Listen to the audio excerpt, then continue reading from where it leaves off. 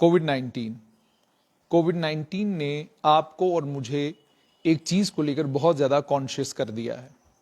Conscious इस चीज को लेकर कर दिया है कि आज अगर हल्का सा भी आपको जुकाम या बुखार आता है तो आप फौरन दौड़ते हैं डॉक्टर के पास, फौरन चले जाते हैं टेस्ट कराने के लिए। आपकी चेस्ट में हल्की सी भी पेन होती है तो पहले आपको शक ये होता है कि मैं टेस्ट कराऊं, पता करूं कहीं कोविड का कोई इन्फेक्शन तो नहीं है मुझे, क्योंकि पहले आपको चेस्ट पेन का मतलब सिर्फ ये होता था कि आपके दिल में तकलीफ है। इसका मतलब ये है कि कोविड-19 ने चेस्ट डिजीज के इस सब्जेक्ट को बहुत ज्यादा इंपॉर्टेंट और सिग्निफिकेंट बना दिया है। अफसोस की बात तो ये है कि जिस वक्त कोविड-19 की फर्स्ट वेव आई, सेकेंड वेव आई, थर्ड वेव आई, इन तीनों वेव्स में इस बीमारी को अंडरस्टैंड करने में और कौन लोग हैं जो इस बीमारी के सबसे ज्यादा जानकार हैं, उन तमाम चीजों को समझने में जरा वक्त लग गया। लेकिन वक्त के साथ सबको समझ में आ गई कि पल्मोनोलॉजिस्ट बहुत ज्यादा जरूरी है, चेस्ट डिजीज स्पेशलिस्ट बहुत ज्यादा जरूरी है। और हालांकि मेडिकल कॉलेज में जब हमने देखा तो जब कोविड पीक पर था तो एचओडी मेडिसिन को जिम्मेदारी दी जाती थी कि वो कोविड टास्क फोर्स को, कोविड टीम्स को मेडिकल कॉलेज में लीड करें। मेरे साथ डॉक्टर जावेद इकबाल कोविड में भी लड़ाई लड़ते रहे हैं और चेस्ट की जितनी भी तकलीफें होती हैं उनके माहिर हैं। और आज इन्होंने एक कैंप लगाया हुआ है और इस कैंप में टीबी स्क्रीनिंग हो रही, ट्यूबरकुलोसिस स्क्रीनिंग हो रही है। पिछले दिनों लोगों ने एक शिकायत यह भी की थी कि कोविड-19 के कारण टीबी का पेशेंट जबरदस्त तरीके से नेग्लेक्ट हुआ। जब यह पूछा गया कि क्यों नेग्लेक्ट हुआ तो कहा यह गया कि सीडी हॉस्पिटल में चूंकि कोविड हॉस्पिटल बना दिया गया था, टीबी का पेशेंट अगर आता भी तो उससे उस तरह की केयर नहीं मिलती। मेरे साथ डॉक्टर जावेद इकबाल हैं। डॉक्टर साहब, मुझे सबसे पहले ये बताइएगा, आज जो आपने ये कैंप लगाया हुआ है इसका मकसद क्या है? ये कैंप आपने और साथ में जहां पर आपने ये कैंप लगाया हुआ इसको हम क्या कहते हैं? Good afternoon.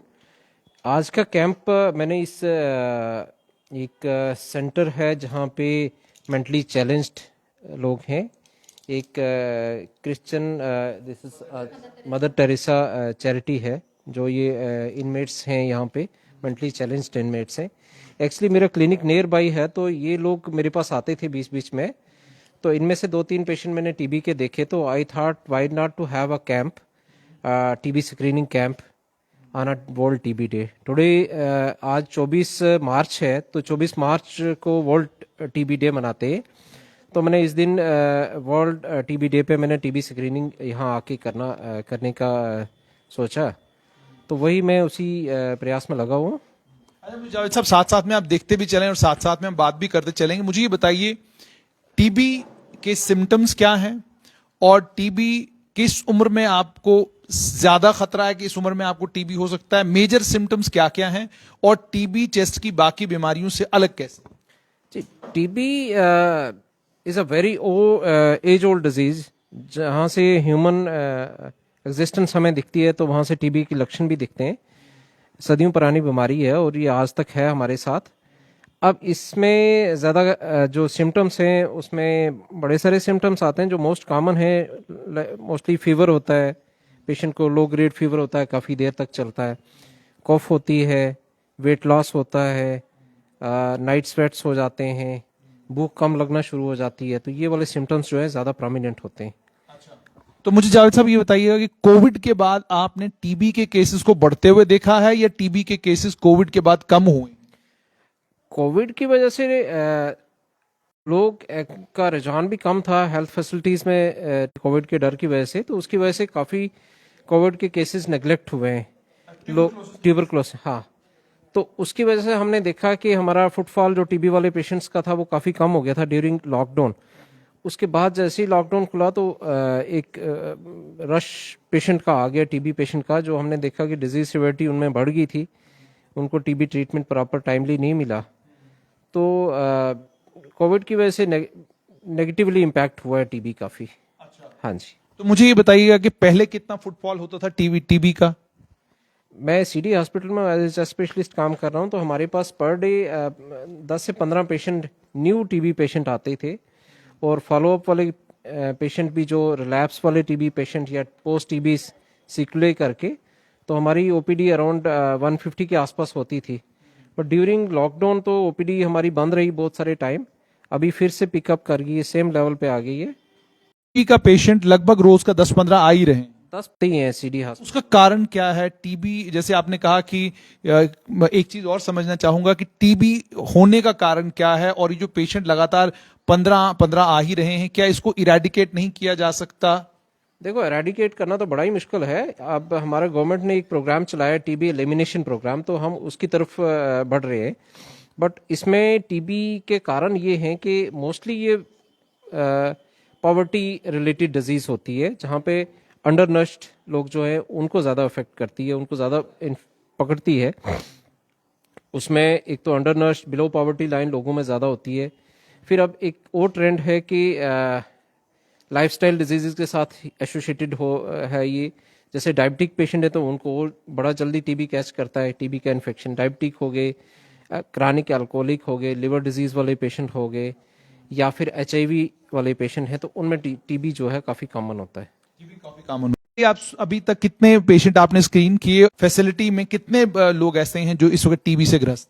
मैंने अभी करीबन 7 से 8 पेशेंट देखे हैं, जिनमें 2-3 पेशेंट्स का मुझे चेस्ट सिम्टम्स लगे हैं। मैंने उनका एक्सरे चेस्ट एडवाइस किया है। होपफुली जब उनका एक्सरे हो जाता है तो मैं उस नतीजे पर पहुंचूंगा कि वेदर उनको टीबी है या कोई और इन्फेक्शन है। मुझे एक चीज और बताइएगा कि कोविड के केसेस का नंबर कम हो गया हुआ है। केसेस का नंबर कम होने के बाद, खासकर थर्ड वेव के बाद, आपसे ये जानना चाहूंगा कि कोविड आफ्टर इफेक्ट्स, या कोविड आपको हुआ उसके 4-5-6 महीने के बाद, क्या आपके पास पेशेंट वो आ रहे हैं जो रिपोर्ट कर रहे हैं कि कोविड से पहले हमें कोई तकलीफ नहीं थी, लेकिन अब कोविड के बाद ये चीजें हमको होने लगी? बहुत सारे एसोसिएटेड सिम्टम्स आ रहे हैं कोविड, पोस्ट कोविड में जो है, पोस्ट कोविड एक syndrome, I think I can say it. बड़े वेग किस्म के सिम्टम्स भी आ रहे हैं लोगों में। साइकोलॉजिकल प्रॉब्लम भी देखी है मैंने, बड़े सारे केसेस मेरे पास जो आए हैं। और रेजिडुअल इफेक्ट तो रहते ही हैं। अगर किसी को लंग इन्फेक्शन इन्वॉल्वमेंट हुई है तो उसमें कॉफ पेशेंट्स में है जिनमें लंग इन्वॉल्वमेंट थोड़ी ज़्यादा है, केसेस काफ़ी आ रहे हैं मेरे पास।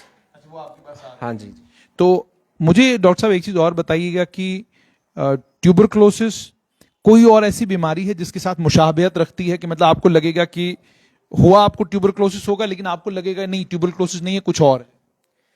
जी देखो, चेस्ट का कोई भी इन्फेक्शन है तो जिसमें कफ के सिम्टम्स हैं, फीवर है, तो टीबी एक डिफरेंशियल डायग्नोसिस हम रखते हैं। अब जो पेशेंट जैसे डायबिटिक है, जिसकी इम्यूनिटी कम है, या जो किसी को कैंसर है, या कोई एचआईवी पॉजिटिव पेशेंट है, तो उसको हम हमेशा टीबी के लिए स्क्रीन करते हैं। अच्छा, हमेशा? हाँ, उनमें चांसेस ज़्यादा होते हैं ट्यूबरक्लोसिस के। जो भी पेशेंट जिसकी इम्यूनिटी थोड़ी कम होगी, जो इम्यूनोसप्रेसेंट ड्रग्स पे होगा या लॉन्ग टर्म स्टीराइड ले रहा होगा, तो उन केसेस में टीबी बड़ी कॉमन हो जाती है। अच्छा, मुझे डॉक्टर साहब एक इंपॉर्टेंट चीज बताइएगा। मास्क का जहां तक ताल्लुक है, बहुत सारे लोग मास्क पहनते हैं और अपने 6 साल से कम उम्र के बच्चों को भी मास्क पहना के जो है घर से बाहर लेके जा रहे हैं, जबकि WHO की गाइडलाइंस है, गवर्नमेंट ऑफ इंडिया की गाइडलाइंस है कि 6 साल से कम उम्र के बच्चों को आप मास्क ना पहने। अभी पेरेंट्स के लिए जानना चाहूंगा, मास्क क्या सबके लिए मैंडेटरी है, या कहीं ऐसा तो नहीं है कि हम 3 साल के 2 साल के बच्चों को मास्क पहना रहे हैं, इससे जो है उनको दिक्कत आएगी? नहीं है, मास्क 2-3 साल के बच्चों के लिए तो मेंटेन करना बड़ा मुश्किल है। लेकिन ये है कि ड्यूरिंग कोविड पीक जब हो तो तब प्रिकॉशन लें, बच्चों को थोड़ा आइसोलेशन में रखें। मास्क अब 6-7 साल का बच्चा अगर आम सर्जिकल मास्क पहने तो कोई हर्ज नहीं है। लेकिन N95 लोग पहना नहीं, N95 तो नहीं बनाना चाहिए। इवन नॉर्मल 3 लेयर जो 3 प्लाई सर्जिकल मास्क है, that will be sufficient. That will be sufficient. Doctor साहब, आखिर में आपसे ये जानना चाहूंगा कि ये जो आज आप स्क्रीनिंग कर रहे हैं, आज आप यहाँ आए हैं, मैं समझता हूं कि एक फिलैंथ्रोपी सेंटर है, इस सेंटर में आप आए हैं। अब आपसे जानना चाहूंगा कि क्या इसी तरह के कैंप कहीं और आप लगाएंगे, जैसे middle to lower middle class जो ग्रुप्स के लोग हैं, स्कैटर्ड हैं, अलग अलग जगहों पे रहते हैं, गलियों मोहल्लों के अंदर, लोकेलिटीज के अंदर, क्या आपको नहीं लगता कि हर जगह इस तरह की स्क्रीनिंग होनी चाहिए? जी, टीबी स्क्रीनिंग तो इन्हीं केसेस में होनी चाहिए। जैसे जेल इनमेट्स हैं, जेल इनमेट्स में होते हैं, जैसे कोई डेस्टिट्यूट होम है, लाइक दिस सेंटर है, ये एक फिलैंथ्रोपी सेंटर है, तो यहाँ पे इनमेट्स हैं तो स्क्रीनिंग होनी चाहिए ऐसे केसेस में। जो नेग्लेक्टेड ग्रुप है, या जहाँ पे शेल्टर होम्स हैं वहाँ पे, या फिर जहाँ पे कोई स्लम्स वगैरह है, वहाँ पे ये चीज़ें होनी चाहिए। इससे टीबी स्क्रीनिंग तो होनी चाहिए। This is a part of an active TB screening effort, जिससे हमें टीबी एलिमिनेशन में काफ़ी मदद मिलेगी। बहुत बहुत शुक्रिया। तो ये थे डॉक्टर जावेद। आपने डॉक्टर जावेद इकबाल को सुन लिया। डॉक्टर साहब ने 2-3 बातें बहुत अहम बताई। एक तो ये है कि टीबी स्क्रीनिंग ये हर उस जगह पर होनी चाहिए जहां पर गरीब तबके के लोग रहते हैं, और हर उस जगह पर होनी चाहिए जहां आपको शक और शुबा है कि टीबी यहां पर फैल रहा है। दूसरी इंपॉर्टेंट बात इन्होंने ये कही कि बहुत ज्यादा जरूरत है कि इस प्रोग्राम को और ज्यादा सीरियसनेस के साथ आम जनमानस के बीच में ले जाया जाए, ताकि ज्यादा मात्रा में टीबी टाइमली स्क्रीन हो और स्क्रीन होकर लोगों का इलाज किया जाए।